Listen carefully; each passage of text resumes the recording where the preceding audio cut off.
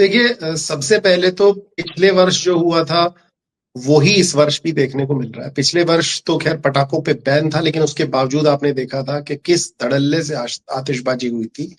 Enforcement जो on ground था वो बिल्कुल ही नेग्लिजिबल था।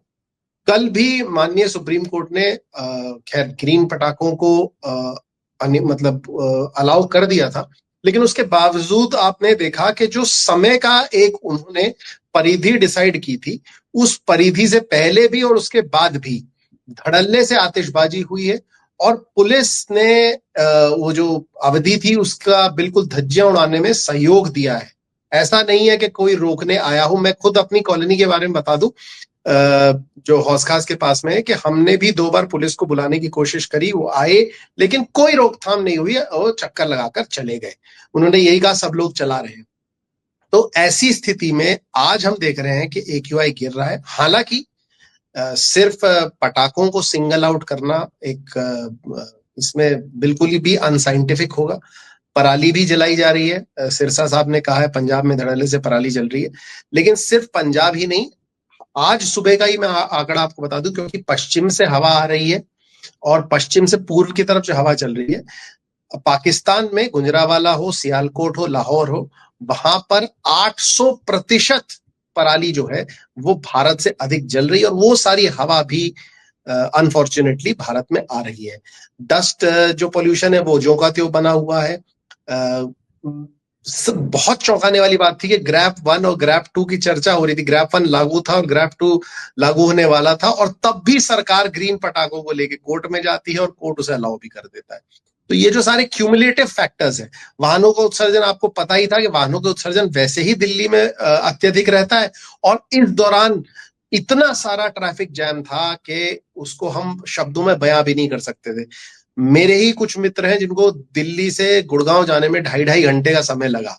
हमें पता है कि दिल्ली में ही ट्रैवल करना, तो वो जो सारा एक कंबाइंड एक्यूमुलेटिव उत्सर्जन था सस्पेंडेड पार्टिकल्स का, वो आया और उसका नतीजा अब हम भुगत रहे हैं। तो मनु जी, मैंने देखा अभी अमिताभ कांत जो कि नीति आयोग के जो है वो CEO भी रहे हैं, उन्होंने सुप्रीम कोर्ट के फैसले की आज जो है उन्होंने अपने सोशल मीडिया पोस्ट में काफी आलोचना की है कि सुप्रीम कोर्ट के से कोई इससे बचना चाहिए था, क्योंकि मैं उनका पोस्ट देख रहा हूँ, उन्होंने बहुत ही कड़े शब्दों का इस्तेमाल जो है इसे लेकर किया है। तो उन्होंने लिखा है कि honourable supreme court in his wisdom has prioritised the right to burn cracker over the right to live and breathe. मतलब वो कह रहे हैं कि लिव एंड ब्रीथ जो है वो लोगों का हक है, उसको उल्लंघन किया गया है सुप्रीम कोर्ट के इस फैसले के बाद। तो आप इसको किस तरीके से देखते हैं? देखिए, मैं दोबारा इसी बात पे आता हूं कि जनतंत्र जो होता है वो भीड़ तंत्र नहीं होता। ये नहीं कि आप एक इमोशन को सेटिस्फाई करने के लिए जो जनतंत्र के कोर प्रिंसिपल है, जिसमें राइट टू लाइवलीहुड, तो वो एक्सेस है जिसपे जनतंत्र चल रहा है, उसी के धज्जियां आप उड़ा दें क्योंकि भीड़ तंत्र को आपको सपोर्ट करना है। मैं सरकार से भी जानना चाहता हूं कि चाहे यमुना का मामला हो, चाहे दिल्ली की श्वास लेने की क्षमता का मामला हो, हम सिर्फ कुछ फेस्टिवल्स को, और वो भी दृश्यात्मक दृष्टि से, हम सिर्फ फेस्टिवल्स को मनाने के चक्कर में हम ये भूल जाते हैं कि उन फेस्टिवल्स को भी अगर आप देखें, उनके कोर में क्या है। क्या वो आपको निर्देश नहीं दे रहे हैं कि आपको जो अज्ञान का अंधकार है उससे ज्ञान की प्रकाश की ओर जाना है? क्या वो उसका मूल उद्देश्य नहीं है? हमने उसे बस पटाखों से जोड़कर सेलिब्रेट करना शुरू कर दिया है, और वो भीड़ तंत्र में परिवर्तित होता जा रहा है। और साथ ही साथ आप देख रहे हैं कि सरकार को भी जाने की कोई आवश्यकता नहीं थी। ग्रैप 1 लग चुका था तब सरकार गई है। ऑलरेडी स्थिति चिंताजनक थी, 250 के पास था जिस दिन सुप्रीम कोर्ट ने अलाउ करा है। और फिर सुप्रीम कोर्ट का मुझे समझ ही नहीं आया कि जो हरित पटाखे हैं वो सिर्फ 30% जो है प्रदूषण कम करते हैं। सुप्रीम कोर्ट को पूछना चाहिए था ब्यूरोक्रेसी से। चलिए, सरकार परिवर्तित हो चुकी है, लेकिन ब्यूरोक्रेसी, दिल्ली पुलिस तो पिछले साल भी इनके अंडर ही थी, उनको पूछना चाहिए था कि पिछले साल जब पटाखों पे हमने ब्लैंकेट बैन लगाया था तब आपका क्या क्रियान्वयन था, कैसे धज्जियां उड़ा दी गई थी, और इस बार आपके पास क्या प्लान है कि आप उसका क्रियान्वयन ठीक से करेंगे कि उसी अवधि में। ये सब प्रश्न हमें दिखाई नहीं दिए। तो मतलब इसकी तो आलोचना ही हम कर सकते हैं। और अब आने वाले समय में क्या सरकार जिम्मेदार होगी या सुप्रीम कोर्ट? हमें पता है, एक नहीं कई रिपोर्टें, अमेरिकन एम्बेसी की रिपोर्टें हैं कि वायु प्रदूषण के कारणों से डायरेक्ट और इनडायरेक्ट 10 लाख लोग उत्तर भारत में हर वर्ष अपनी जान गंवा देते हैं। अगर मैं इसे तुलनात्मक दृष्टि से आपको बताऊं तो पिछले एक दशक में, एक साल में जो सबसे ज्यादा टेरर और वॉर से किसी एक साल में हमने जान गंवाई है तो 31,000 है पूरे विश्व में। और यहां सिर्फ 10 लाख लोग सिर्फ उत्तर भारत में काल के गाल में समा जा रहे हैं। इतनी खतरनाक स्थिति है। और इसमें ये बहुत ही गैर जिम्मेदाराना तरीके से दिल्ली सरकार भी गई और साथ ही साथ सुप्रीम कोर्ट का भी जो निर्णय था वो बहुत ही चौंकाने वाला था मेरे लिए। बिल्कुल चौंकाने वाला निर्णय था। अभिषेक, मेरा सवाल आपसे ये है अभिषेक कि आर्टिफिशियल रेन की लगातार दिल्ली सरकार द्वारा बात की जा रही थी। आज मैंने देखा सौरभ भारद्वाज आम आदमी पार्टी के, उन्होंने अपने पोस्ट में कहा कि भाई जब आपको पता था प्रदूषण हो रही है, आपने आर्टिफिशियल रेन क्यों नहीं किया? दिल्ली सरकार का इस पे क्या तर्क है? क्योंकि दिल्ली सरकार इस मामले को लेकर सुप्रीम कोर्ट तक गई थी। काफी वो लोग उत्सव मना रहे थे जब सुप्रीम कोर्ट से पटाखे जलाने की इजाजत दी गई, ग्रीन पटाखे। तो अब के इस मामले को लेकर क्या चल रहा? देखिए मनीष, इसमें मैं यही अभी जो जैसे शहजाद साहब की जो एक प्रेस कॉन्फ्रेंस हुई, वो जिन जिन लोगों ने भी देखी होगी, उसमें एक दिल्ली सरकार के जो मंत्री हैं, आप उनका अगर नजरिया और रवैया दोनों ही देखेंगे तो उन्होंने सीधे तौर पर इसमें आम आदमी पार्टी को आरोप लगाते हुए कहा कि दिल्ली का जो प्रदूषण है उसको बढ़ाने में, खास तौर पे दिवाली के मौके पे, आम आदमी पार्टी ने बहुत अहम भूमिका निभाई है, ऐसा आरोप उन्होंने लगाया। उन्होंने एक विजुअल्स दिखाए कुछ, एक जो पंजाब से थे, अलग अलग जिलों के पंजाब के, जहाँ पे पराली जलाई जा रही थी और कुछ लोग उसमें मुंह पे कपड़ा बांध के पराली जला रहे थे। तो उन्होंने इसको सीधा लिंक किया आम आदमी पार्टी से और ये आरोप लगाया कि आम आदमी पार्टी जो है जानबूझकर पराली जलवा रही है पंजाब में, और उसका जो असर है वो दिल्ली के एटमॉस्फेयर पे, एनवायरमेंट पे पड़ रहा है। उन्होंने पिछले कुछ साल के आंकड़े भी जो है ट्वीट करे हैं और उसमें उन्होंने ये कहा है कि जो पिछले 24 घंटे में, मतलब दिवाली वाले दिन की सुबह से लेकर और उसके अगले दिन की सुबह तक की जो आंकड़े की बात करेंगे एक्यूआई लेवल की, तो इस वर्ष जब पटाखे अलाउ थे तो सिर्फ 11 पॉइंट इजाफा हुआ है एक्यूआई लेवल में, जबकि उन्होंने 2023 में और 2022 में इन सब से भी तुलना की है और उसमें ये कहा है कि जब पटाखों पर बैन था तो जब जो आप लगाएंगे कि जो एक्यूआई लेवल में जो डिफरेंस बन जाता था वो कई कई पॉइंट उन्होंने दावा करा है। जैसे 2023 में उन्होंने कहा कि एक्यूआई वाले दिवाली वाले दिन जो एक्यूआई था वो 218 था और उससे अगले दिन सुबह बढ़कर वो 301 पहुंच गया, 83 अंकों की बढ़ोतरी हो गई। यानी इस तरीके के तर्क उन्होंने रखे हैं और फिर उन्होंने ये भी कह दिया कि ये जो आम आदमी पार्टी है वो सनातन हिंदू धर्म का जो त्योहार है उनके खिलाफ वो बोल रही है।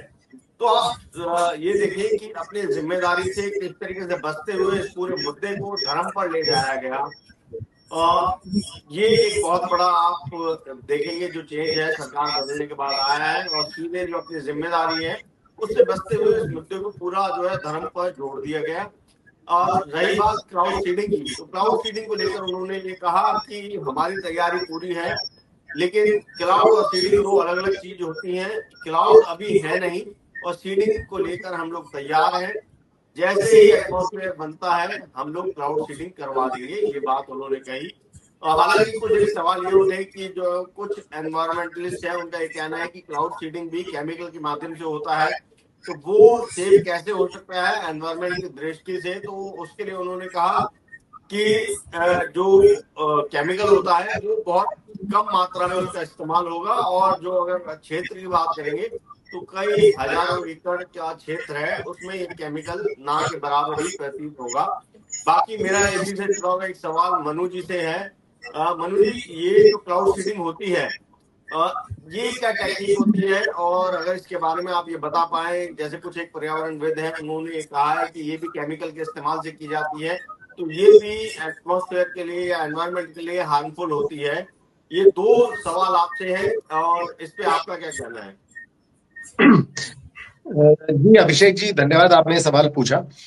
मेघ संश्लेषण की जो क्रिया होती है उसको तेज करने के लिए उसमें एक रसायन डाला जाता है, जो अधिकतर मात्रा में जो रसायन डाला जाता है 95% केसेस में पूरे विश्व में, वो सिल्वर आयोडाइड डाला जाता है।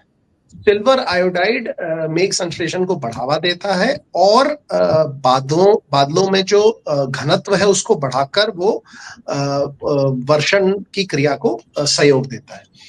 इसमें दो तरह के डिजास्टर्स होने की संभावना होती है। देखिए, पहला तो सीधा यही है कि जो हमारी मिट्टी की उर्वरा शक्ति है उसमें जब सिल्वर के हैवी आयंस जाते हैं तो वो उसको क्षीण करते हैं।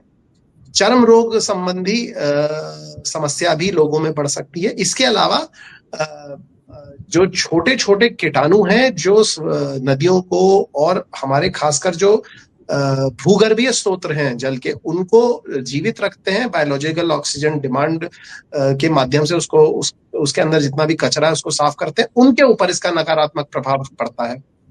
और दूसरा, ये इस प्रोसेस को कंट्रोल कर पाना बहुत मुश्किल होता है। और हमने देखा कि पिछले वर्ष दुबई जैसा एक डेवलप्ड देश जो है, जो बहुत ही सूखा जहां पे रहता है, वहां पर भी जब क्लाउड सीडिंग कराई गई तो अनियंत्रित हो गई और किस प्रकार की बाढ़ ने तांडव मचाया था वहां पर और आसपास के देशों में। तो भारत में जब अभी मॉनसून दिल्ली के इलाकों से गया है, ऐसा रिस्क लेने की आवश्यकता क्यों आन पड़ी? क्या हम दूसरे प्रयास नहीं कर सकते थे? अभी भी आप देख रहे हैं कि आप दिल्ली के कई इलाकों में चले जाएं तो जो कंस्ट्रक्शन है, जहां से धूल उत्सर्जित हो रही है, जो भी निर्माणाधीन कार्य चल रहा है, वो कवर होके नहीं चल रहा था। ग्रैप 1 लागू होने के बाद शायद थोड़ा, लेकिन अभी भी जो इलीगल कंस्ट्रक्शन है उस पर कोई एनफोर्समेंट नहीं है।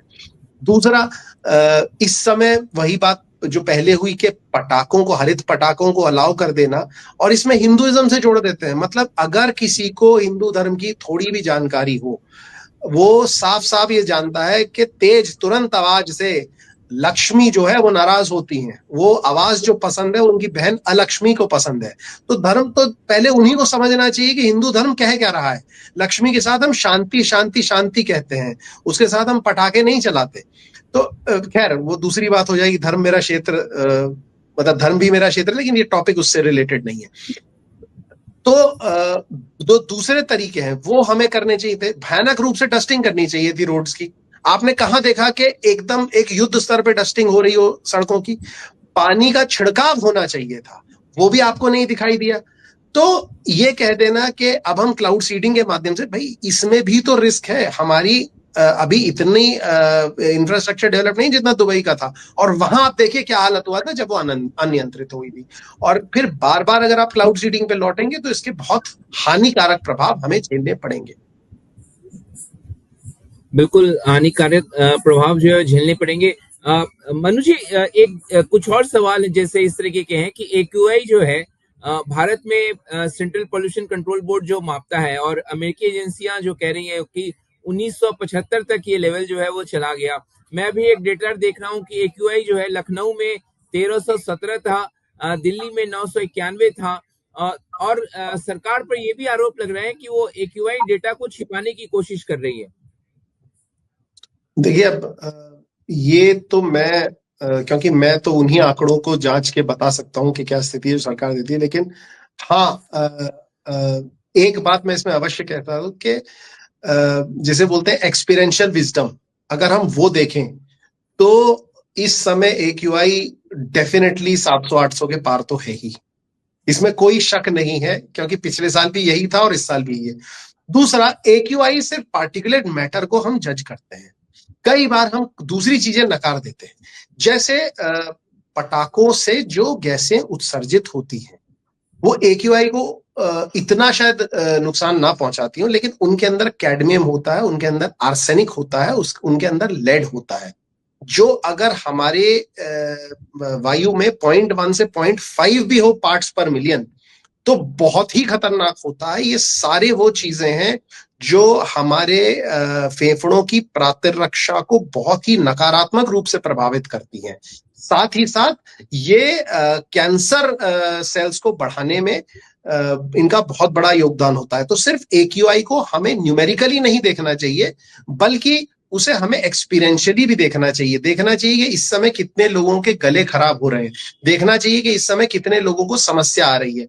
और एक बात मैं करबद्ध प्रार्थना सबसे करूंगा कि जब भी हम पर्यावरण की बात करें तो सिर्फ मनुष्यों की बात ना करें, हम ये भी देखें कि दूसरे जीव, खासकर जो पक्षी हैं, इस समय विदेशों से हमारे देश में आते हैं, उनके ऊपर इसका कितना नकारात्मक प्रभाव पड़ता है, क्योंकि उनकी जो लंग की एक्टिविटी होती है वो हमसे अधिक होती है। इस समय जब वो ऐसे विषाक्त वातावरण में सांस लेते हैं तो उनकी संख्या में कमी आती है। इसी से हमारे जो आसपास के जो स्ट्रे एनिमल्स हैं वो कितना डर जाते हैं।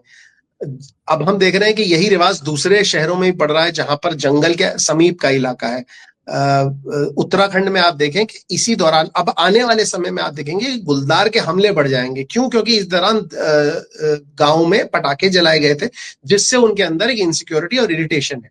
तो हम अगर इसका क्यूमुलेटिव इफेक्ट देखेंगे तो पर्यावरण के लिए पटाखे अत्यधिक हानिकारक हैं।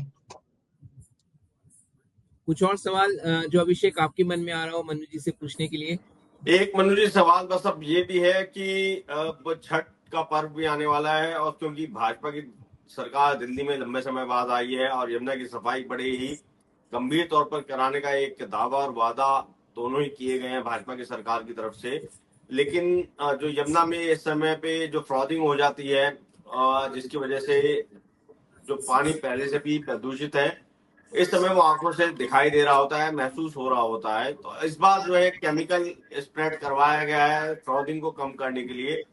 वो भी एक मुद्दा बन गया है राजनीति का, क्योंकि आम आदमी पार्टी की तरफ से 2022 का एक वीडियो शेयर किया गया था सोशल मीडिया पे, जिसमें प्रवेश वर्मा को दिखाया गया था कि वो एक दिल्ली सरकार के अधिकारी को उस समय डांट रहे थे, उससे बदतमीजी से बात कर रहे थे, ये कहते हुए कि जो केमिकल है ये भी तो जहरीला है, या ये पॉल्यूटेंट ही मान के चलिए, आप इसको यमुना जी में डाल रहे हैं।